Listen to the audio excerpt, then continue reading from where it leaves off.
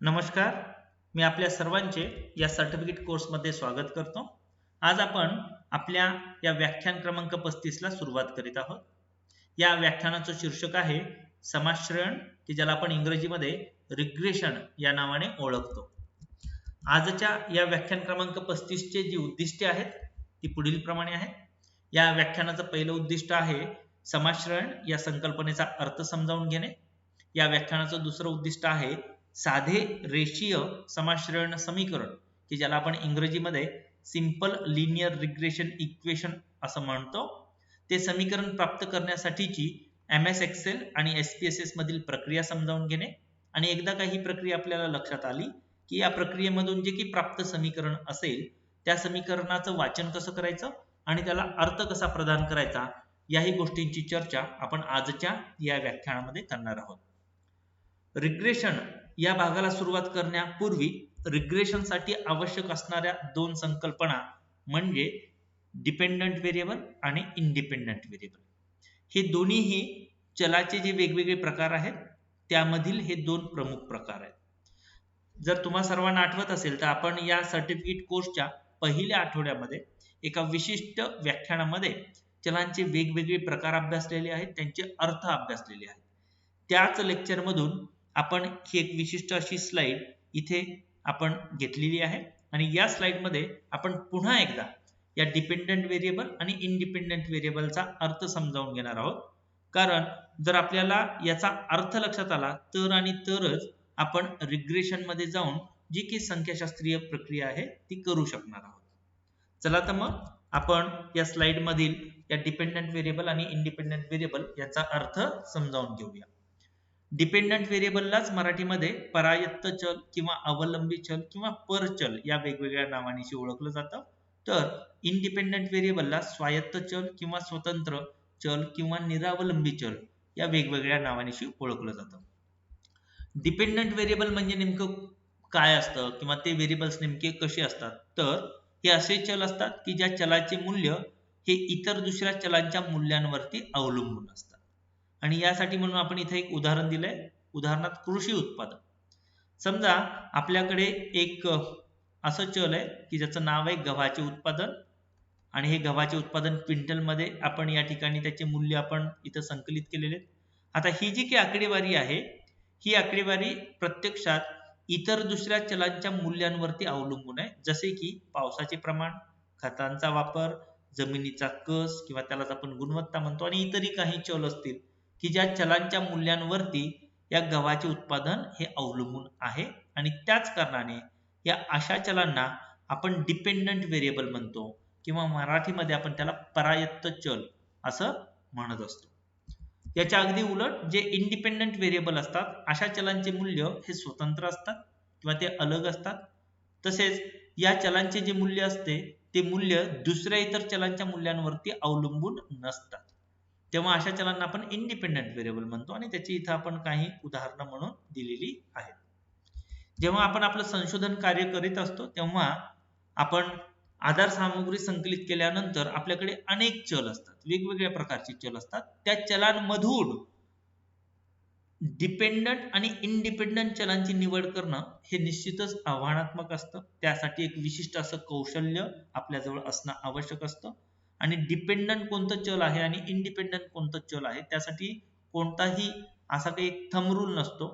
Dependent चल ठरवणे आणि इंडिपेंडंट चल ठरवणे हे पूर्णपणे आपल्या स्वतःला आपल्या अभ्यास विषयक जे काही संशोधनाचा विषय त्याच्याविषयीची आपली अंडरस्टँडिंग काय आहे आणि आपण कोणत्या तर्कबुद्धीचा वापर कशा पद्धतीने करतो त्यावरती या गोष्टी निर्भर करतात.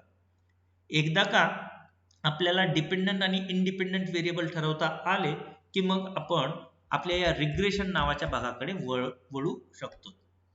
आता हे रिग्रेशन म्हणजे नेमकं काय असतं, हे समाश्रयण म्हणजे नेमकं काय आहे हे समजण्यासाठी म्हणून आपण सगळ्यात आधी समाश्रयण या संकल्पनेचा अर्थ पाहू. समाश्रयण ही संख्याशास्त्रीय प्रक्रिया करण्यासाठीच्या पूर्व अटी कोणत्या आहेत ते आपण पाहू आणि सोबतच या समाश्रयणामध्ये आपण जे प्रत्यक्षात कम्प्यूट करत असतो, जे आपण प्राप्त करत असतो त्याला आपण रिग्रेशन इक्वेशन म्हणतो. ते रिग्रेशन इक्वेशन म्हणजे नेमकं काय असतं हा एक भाग आपण एक दोन स्लाइड मध्ये आधी समजावून घेऊ आणि नंतर मग प्रत्यक्षात आपण जी की MS एक्सेल आणि SPSS मधली जी प्रक्रिया आहे हे रिग्रेशन इक्वेशन काढण्याची जी प्रक्रिया आपण समजावून घेणार आहोत. समाश्रयण म्हणजे काय, रिग्रेशन म्हणजे काय, तर रिग्रेशन हे आपणास अवलंबी चल की ज्याला आपण डिपेंडंट व्हेरिएबल म्हणतो आणि निरावलंबी चल की ज्याला आपण इंग्रजीमध्ये इंडिपेंडंट व्हेरिएबल म्हणतो, या अशा अवलंबी आणि निरावलंबी चलामधील गणितीय संबंधांना व्यक्त करतो किंवा गणितीय संबंधांना प्राप्त करून देतो. जे काही वेगवेगळे चल आहेत त्या वेगवेगळ्या चलांपैकी आपण एक डिपेंडंट व्हेरिएबल ठरवला, दुसरा इंडिपेंडंट व्हेरिएबल ठरवला, तर या दोन वेगवेगळ्या चलांच्या प्रकारांमधील जो काही गणितीय संबंध व्यक्त केला जातो त्याला आपण रिग्रेशन इक्वेशन. आता हा गणितीय संबंध कसा व्यक्त केला जातो, तर तो एका समीकरणाच्या द्वारे व्यक्त केला जातो, त्याला आपण रिग्रेशन इक्वेशन म्हणतो. यालाच आपण रिग्रेशन मॉडेल पण म्हणतो, प्रतिमान असंही त्याला म्हटलं जातं. तर एकंदरीत रिग्रेशन ही एक संकल्पना आहे. या रिग्रेशन मध्ये आपण काय प्राप्त करत असतो, रिग्रेशन मध्ये आपण रिग्रेशन मॉडेल किंवा रिग्रेशन इक्वेशन प्राप्त करत असतो. आणि हे कोणाशी संबंधित आहेत, हे रिग्रेशन इक्वेशन हे अवलंबी चल आणि निरावलंबी चलाशी संबंधित आहे. ठीक आहे. आणि या गणितीय संबंधाद्वारे एखाद्या निरावलंबी चलाच्या साहाय्याने म्हणजे इंडिपेंडंट व्हेरिएबलच्या साहाय्याने आपण डिपेंडंट व्हेरिएबलचे संभाव्य मूल्य आपण सांगू शकतो. याचाच अर्थ काय, आपल्याला अंदाज व्यक्त करता येऊ शकतो एका चलाविषयी दुसऱ्या चलाच्या आधारे. आता या रिग्रेशन हा जो भाग आहे हा येण्यासाठी काही पूर्वअटी आहेत. त्यातली पहिली पूर्वअट काय आहे, जे काही दोन किंवा दोन पेक्षा अधिक चल असतील त्यांच्यामध्ये प्रबळ सहसंबंध असला पाहिजे, कोरिलेशन असलं पाहिजे. कोरिलेशन हे कसं असलं पाहिजे, स्ट्रॉंग असलं पाहिजे. स्ट्रॉंग म्हणजे काय, तर +0.91 +0.81 किंवा मायनस म्हणा, ठीक आहे ना, मायनस म्हणा, प्लस किंवा मायनस. हाय पॉझिटिव्ह कोरिलेशन किंवा हाय निगेटिव्ह कोरिलेशन या सर्व गोष्टींचा अध्ययन आपण पूर्वीच्या त्या कोरिलेशन विषयक व्याख्यानांमध्ये केलेला आहे. पहिली पूर्वअट काय, जे काही चल असतील त्या चलांमध्ये कोरिलेशन असला पाहिजे. आणि कसलं असलं पाहिजे, ते प्रबळ असलं पाहिजे, फार स्ट्रॉंग कोरिलेशन असलं पाहिजे. एकदा का हे स्ट्रॉंग कोरिलेशन आहे हे लक्षात आलं की मग आपण रिग्रेशन कडे जाऊ शकतो. आता रिग्रेशन कडे जात असताना जरी आपल्याकडे समजा A B C D असे वेगवेगळे चल आहेत आणि याच्यापैकी या A आणि B मध्ये स्ट्रॉंग कोरिलेशन हे कळलं, पण हे कळल्यानंतर याच्यापैकी कोणता चल हा अवलंबी आहे आणि कोणता चल हा निरावलंबी आहे हे आपल्याला ठरवता येणे आवश्यक आहे. अवलंबी चल, डिपेंडंट व्हेरिएबल आणि इंडिपेंडंट व्हेरिएबल यांचं निर्धारण करता येणे आवश्यक आहे. इथे आपल्याला समजायला सोपं जावं म्हणून आपण प्रत्येक वेळी अवलंबी चलाला इंग्रजी अद्याक्षर कॅपिटल Y ने दर्शवणार आहोत आणि निरावलंबी चलाला आपण कॅपिटल अद्याक्षर X ने दर्शविणार आहोत. यांचा वापर केवळ आणि केवळ आपण रिग्रेशन इक्वेशन मध्ये त्यांना या ठिकाणी आपण नमूद करून y च्या ठिकाणी हे जे की y आहे, y म्हणजे अवलंबी चल हा डाव्या बाजूला असतो, बरोबर +a+b कंसामध्ये निरावलंबी चल, इतकाच त्याचा अर्थ आहे. प्रत्यक्षात जेव्हा आपण उदाहरणं पाहू तेव्हा आपल्याला या सर्व गोष्टींचा अर्थ लक्षात येईल. रिग्रेशन येण्यासाठी दोन गोष्टी आवश्यक, दोन किंवा दोन अधिक चलांमध्ये प्रबळ सहसंबंध असावा. दुसरं, जे काही आपल्या समोर चल आहेत त्याच्यातील अवलंबी कोण आहे आणि निरावलंबी कोण आहे याचं निर्धारण आपल्याला करता येणे आवश्यक आहे. आता हे जे काही रिग्रेशन मॉडेल आहे किंवा ज्याला आपण रिग्रेशन इक्वेशन म्हणतो याचा अर्थ काय, समाश्रयण प्रतिमान, रिग्रेशन मॉडेल किंवा रिग्रेशन इक्वेशन समीकरण म्हणजे काय, तर हे म्हणजे समाश्रयण रेषेच्या बैजिक रूपाला व्यक्त करतात. समाश्रयण प्रतिमान किंवा समीकरण हे समाश्रयण रेषेच्या बैजिक रूपाला व्यक्त करतात. आता ही समाश्रयण रेषा रिग्रेशन लाईन म्हणजे काय असते, तर रिग्रेशन लाईन ही स्कॅटर प्लॉटच्या साहाय्याने काढली जाते. आता जर आपल्या सर्वांना आठवत असेल, आपण स्कॅटर प्लॉट जेव्हा काढलेले आहेत तेव्हा ते या पद्धतीने आपल्याला प्राप्त झालेले आहेत. हे आपण अगदी सुरुवातीच्या काही व्याख्यानांमध्ये वेगवेगळ्या चार्टचे प्रकार अभ्यासत असताना आपण हे स्कॅटर प्लॉट काढलेले आहेत. इथे x नावाचे एखादं चल आहे, इथे y नावाचं एक चल आहे. या स्कॅटर प्लॉटच्या आधारे आपण एक सरासरी अशी एक लाईन काढतो. या लाईनला आपण समाश्रयण रेषा किंवा रिग्रेशन लाईन असं म्हणतो. आणि या रिग्रेशन लाईनलाच बैजिक रूप म्हणजेच काय, तो y is equal to a plus bx या रूपामध्ये जेव्हा व्यक्त केलं जातं तेव्हा त्याला आपण काय म्हणतो, समाश्रयण प्रतिमान, रिग्रेशन मॉडेल किंवा रिग्रेशन इक्वेशन. हे याच्या अगदी आपण सखोल भागामध्ये जाणार नाही आहोत. इथे फक्त आपल्याला अपेक्षित काय आहे की हे जे काही समीकरण आहे ते काय व्यक्त करतो, तर आकृतीमधली ही जी काही रेषा आहे त्या रेषेचं बैजिक रूप म्हणजेच रिग्रेशन मॉडेल. याचा अर्थ प्रत्यक्षात आपण पुढे जाऊन स्कॅटर प्लॉटच्या साहाय्याने सुद्धा रिग्रेशन इक्वेशन जेव्हा काढून दाखवणार आहोत तेव्हा तुम्हाला ते आणखीन चांगल्या प्रकारे लक्षात येईल. आता हे जे काही समीकरण आहे याचा अर्थ काय, y म्हणजे काय, तर हा एक अवलंबी चल आहे, मग तो कोणताही असू शकतो. आपल्या संशोधन कार्यामध्ये जे काही वेगवेगळे चल आहेत त्यातील एक चल कोणतं तरी अवलंबी चल आहे असं आपण ठरवणार आहोत. नंतर x कोण आहे, तर निरावलंबी. हा y चं मूल्य हे x वरती अवलंबून आहे. म्हणजे जर आपल्याला एखादा x माहिती असेल, एखादी संख्या दिलेली असेल x ची, तर जर हे a आणि b चे मूल्य आपल्याला माहित असतील तर आपल्याला नक्कीच हे y चं मूल्य आपल्याला प्राप्त करता येऊ शकतं. म्हणजे काय, तर आपल्याला x आणि y चे वेगवेगळे मूल्य आहेत, याच्यामध्ये काही ना काही कोरिलेशन आहे हे आपण प्राप्त केलं. मग आपण काय करतो, तर आपण y इज इक्वल टू 2 अधिक 3 कंसात x अशा पद्धतीचं एक समीकरण आपण सॉफ्टवेअर्सच्या साहाय्याने किंवा वेगवेगळ्या सूत्राच्या आधारे प्राप्त करतो. आणि मग जर विशिष्ट एखादं x असेल तर ते x दिलं असता आपल्याला y विषयी संभाव्य मूल्य जे काही व्हायचं ते आपल्याला प्रिडिक्ट करता येऊ शकत असतं. हे कशा पद्धतीने होतं हे पुढे जाऊन आपण अभ्यासणार आहोतच. इथं y म्हणजे अवलंबी चल आहे, x म्हणजे निरावलंबी चल आहे, a म्हणजे काय, तर y इंटरसेप्ट, y अक्षावरील असा बिंदू की ज्यामध्ये समाश्रयण रेषा OY अक्षाला छेदते. जेव्हा आपण ही रेषा काढतो तेव्हा हा जो बिंदू आहे, जेव्हा x हा 0 आहे, x 0 असताना y किती असं जर विचारलं तर हा जो a तो ते मूल्य व्यक्त करतो. a विषयी आपण जास्त चर्चा या व्याख्यानांमध्ये करणार नाही आहोत. ठीक आहे, आपण आजच्या व्याख्यानामध्ये जे काही चर्चा करणार आहोत ते b ला अनुसरून जास्त चर्चा करणार आहोत, कारण b हा या x चा कोएफिशियंट आहे, गुणांक आहे. x मध्ये एका युनिटने बदल झाला असता, x मध्ये एका एककाने बदल झाला असता, y मध्ये किती एककाने बदल होतो ते दर्शविणारा मूल्य म्हणजे b आहे. b म्हणजे काय, b म्हणजे स्लोप ऑफ लाईन. x चलामधील एक एकक बदलामुळे y मध्ये होणारा संभाव्य बदल हा b ने दर्शविला जातो. म्हणजेच काय, तर y is equal to a plus bx मधील या b व्हॅल्यू विषयी आपण जास्त चर्चा या प्राथमिक अवस्थेत करणार आहोत. एकदा का आपल्याला रिग्रेशन इक्वेशन्स आणि या सर्व गोष्टी जमू लागल्या की मग थोडंसं आणखीन पुढे जाऊन मग नंतर ए वरती आपण चर्चा करू शकू. परंतु या सर्टिफिकेट कोर्सच्या संदर्भाने बोलायचं झालं तर आपला उद्देश इतकाच आहे की दोन चल दिले असता एक सिंपल लिनियर रिग्रेशन इक्वेशन कशा पद्धतीने प्राप्त करायचं, ए चं मूल्य कसं प्राप्त करायचं, बी चं मूल्य कसं प्राप्त करायचं. पण जेव्हा आपल्याला अर्थ द्यायचा आहे तेव्हा आपण सुरुवातीला केवळ या बी च्या मूल्याला अनुसरूनच अर्थ देणार आहोत. आता इथे काही महत्वाच्या गोष्टी आहेत की जसं समाश्रयणामध्ये सगळ्यात आधी अवलंबी चल आणि निरावलंबी चलाचे निर्धारण करता येणे आवश्यक आहे. एकदा का ते निर्धारित झाले की ए आणि बी चे मूल्य आपण प्राप्त करतो, ए आणि बी चे मूल्य आपण प्राप्त करतो. आता रेषीय समाश्रयण म्हणजे काय, लिनियर रिग्रेशन मध्ये दोन प्रकार, लिनियर आणि नॉन लिनियर. लिनियर रिग्रेशन म्हणजे काय, तर x मधील बदलामुळे इंडिपेंडंट व्हेरिएबल निरावलंबी चलातील बदलामुळे अवलंबी चलामध्ये स्थिर दराने जर बदल होत असेल तर त्याला आपण लिनियर रिग्रेशन म्हणतो.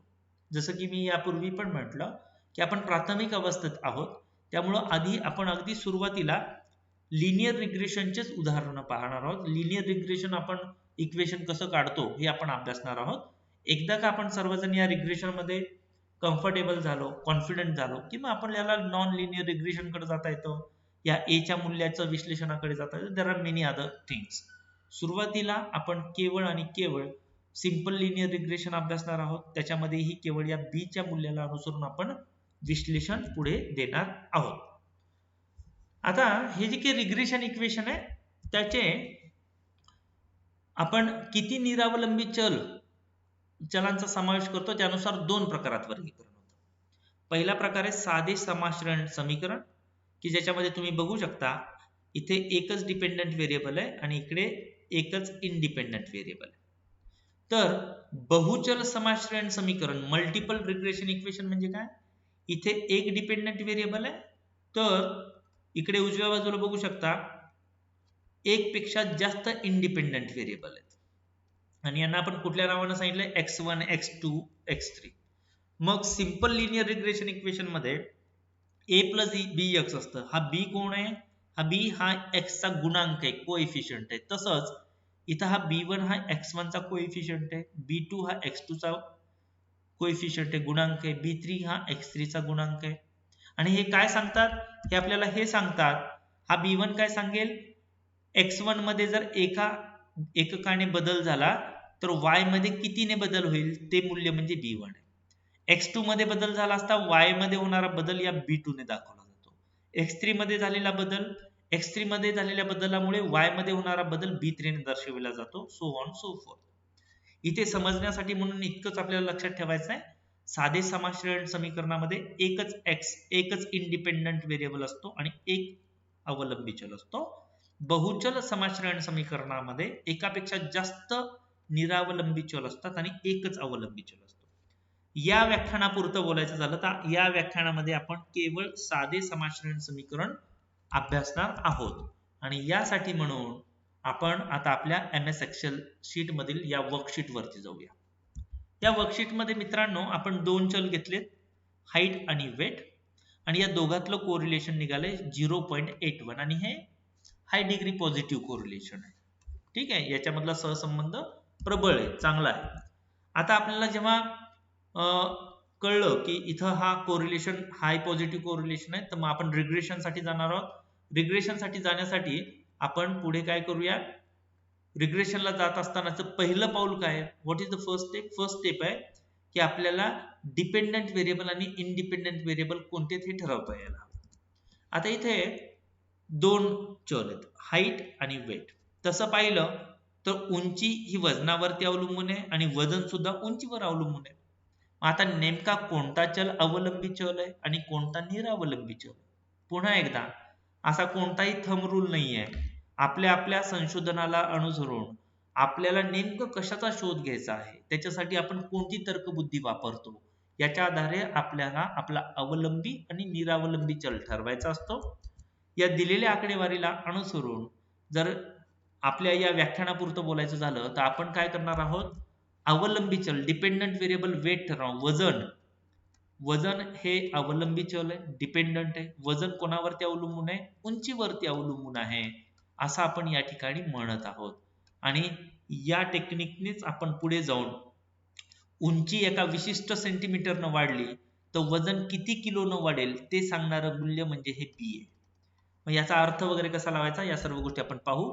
मुळात रिग्रेशन मध्ये आपण कशाचा शोध घेत असतो? आपण या ए आणि बी च्या मूल्यांचा शोध घेत असतो. मग तो कसा घ्यायचा? तर MS एक्सेल मध्ये याचा शोध घेत असताना आपण डेटावरती जाऊया, डेटा अनालिसिस वरती जाऊ. डेटा अनालिसिसला आपण क्लिक करू. त्या डेटा अनालिसिस मध्ये वेगवेगळे संख्याशास्त्रीय पद्धती आहेत, त्यातील रिग्रेशनला आपण सिलेक्ट करूया, ओके वरती क्लिक करूया. एक नवीन पॉपअप विंडो येतो. याच्यामध्ये मग इथे काळजीपूर्वक काय करायचे पहा, दोन गोष्टी आहेत, input Y range, input X range. आणि आपल्याला मी जसं म्हटलं y is equal to a plus B X, याच्यामध्ये डाव्या बाजूला जो आहे तो डिपेंडंट व्हेरिएबल y आहे, उजव्या बाजूला जो x आहे तो इंडिपेंडंट व्हेरिएबल आहे, अवलंबी चल आहे. इथे y कोण आहे? तर इथे y हा वेट आहे आणि इथे x कोण आहे? तर x हा हाईट आहे.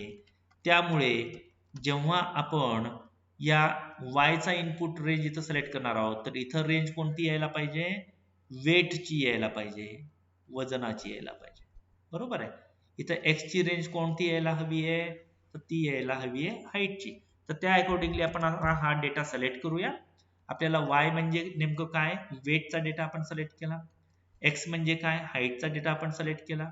त्यानंतर या आउटपुट रेंजला आपण जाऊया आणि एक विशिष्ट सेल सिलेक्ट करू की जिथे आपल्याला रिझल्ट हवा. वाय रेंज आणि एक्स रेंज सिलेक्ट करत असताना काळजीपूर्वक करायचं आहे, कारण आपण डिपेंडंट व्हेरिएबल आणि इंडिपेंडंट व्हेरिएबल आधी ठरवलेला आहे. हे झाल्यानंतर आपण ओके वरती प्रेस करू. ओके वरती प्रेस केल्यानंतर मित्रांनो आपल्याला एक 3 वेगवेगळे टेबल मिळतात.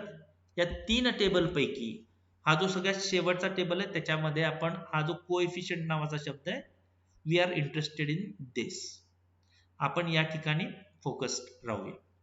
आता या ठिकाणी हा जो पहिला शब्द आहे इंटरसेप्ट, इंटरसेप्ट म्हणजेच काय, इंटरसेप्ट म्हणजेच ए.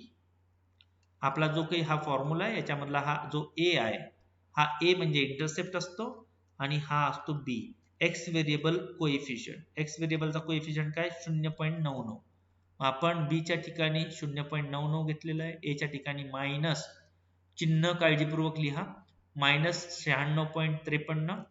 आणि हे इक्वेशन कसं तयार केलं आपण, ए च्या ठिकाणी ए ची संख्या लिहिली, बी च्या ठिकाणी बी ची संख्या लिहिली.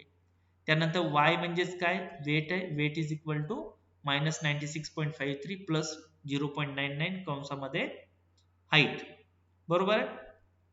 आता याला अर्थ कसा द्यायचा, याचं वाचन कसं करायचं, याचा अर्थ काय, याचा अर्थ हा आहे की जेव्हा जर सिंपली आपण या ए चा जर अर्थ बघितला -96.53 म्हणजे काय, याचा अर्थ हा आहे की जेव्हा तुमची हाईट जी आहे, इथे डाव्या बाजूला मित्रांनो वेट आहे, वजन आहे, बरोबर आहे, इकडे आहे उंची.